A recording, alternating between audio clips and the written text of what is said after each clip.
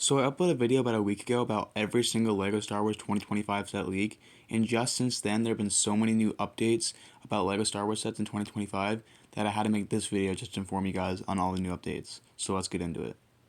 So about a day after I uploaded that video, the set 75429 AT-AT driver helmet set got revealed. This set will be releasing on March 1st with a retail price of $70 with 730 pieces.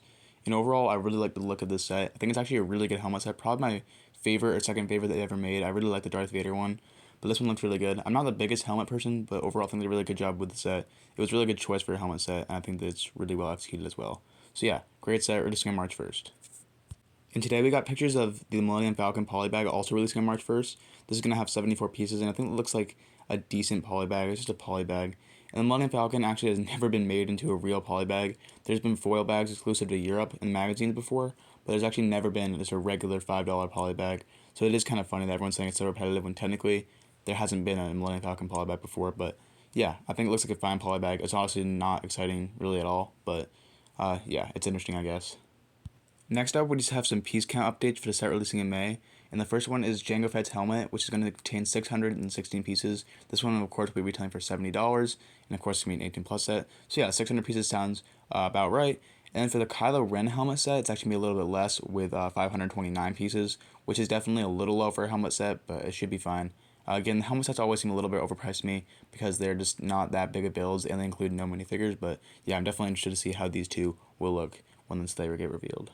We also have the piece count for the Kylo Ren Shuttle midi scale set, which will also be retailing for $70.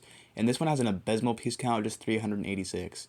I'm not a big price per piece person, as I don't think it's like it's not a good way to judge the value of a set. But 386 pieces for $70 is going to be pretty small. And then we now know the piece count for the Chopper set. It's going to be 1,039 pieces, and that set will be $100, also releasing on May 1st. And the last update for the May sets is regarding set 75399, the U-Wing fighter from Andor Season 2. And we already knew the price count was $70, but we now know the piece count in the minifigure selection, and the piece count is going to be 594 pieces, which doesn't sound too bad to me. That's like 100 more pieces than the ARC 170, so that sounds pretty good. And the minifigures are going to be Cassian Andor, Dedra Miro, K2SO, and 2 Stormtroopers. And that sounds like a really solid lineup to me. The K2SO is going to be so great to get. It's kind of interesting they're releasing a K2SO twice this year because he's going to be in the buildable K2SO set as well. So yeah, that's kind of interesting. I'm definitely really excited to get him. A new Andor figure is always great. Dedra Miro is going to be a great character to get in LEGO. And you can't really have enough Stormtroopers, so I think that's actually a really good selection. I'm really excited to see how those figures end up looking. Moving on to updates for the August sets, the first one's going to be regarding set 75414, which is now confirmed to be a Rebuild the Galaxy set. In the last video, it was rumored to be a turbo tank, which I would assume made no sense, and some were saying it's Rebuild the Galaxy. Now it's confirmed to be Rebuild the Galaxy. The set's going to be containing 349 pieces, retailing for $50, and including 3 minifigures, being Sig and Dev Griebling, as well as a Duros. And I believe the Duros figure will just be like that Cad Bane version of him in the Rebuild the Galaxy show, which actually be a really cool figure, so I'm excited to see that. And yeah, it's going to be an interesting set. I don't really know what the build will be. There's no rumors of that right now. But that Cad Bane figure should be pretty cool, so I'm excited for that. The next update regards set 75432, the V19 Torrent, the set I'm personally looking forward to the most of this year.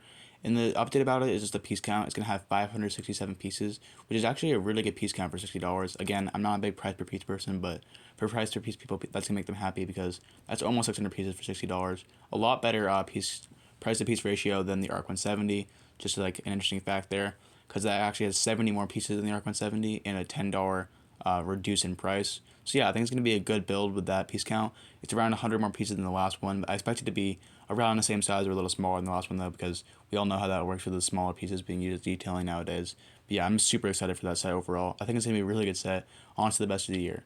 Oh, and yeah, by the way, the minifigures for that set actually have been confirmed as a clone pilot, Clone Wars Obi-Wan Kenobi, and a Saw Adventure, so that is completely real, 100% going to happen, so that's really, really exciting. And next up here is the biggest leak of the entire video, and that is now we know the set that will be set 75433. Last time I was saying it was just a mystery set.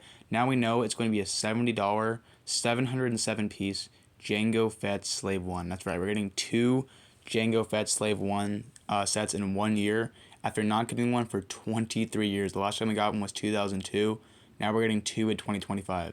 So this does not replace the UCS set. The UCS set is still coming out in May, but now we're getting a play scale set in August. And this set is going to be containing 3 minifigures, being Jango Fett, Boba Fett, and a Kimanoan. I really hope the Kimanoan is Lama Su and not a reuse of Tanwei from the Obi-Wan Starfighter set. I really hope it's Lama Su. That'd be a great figure to get.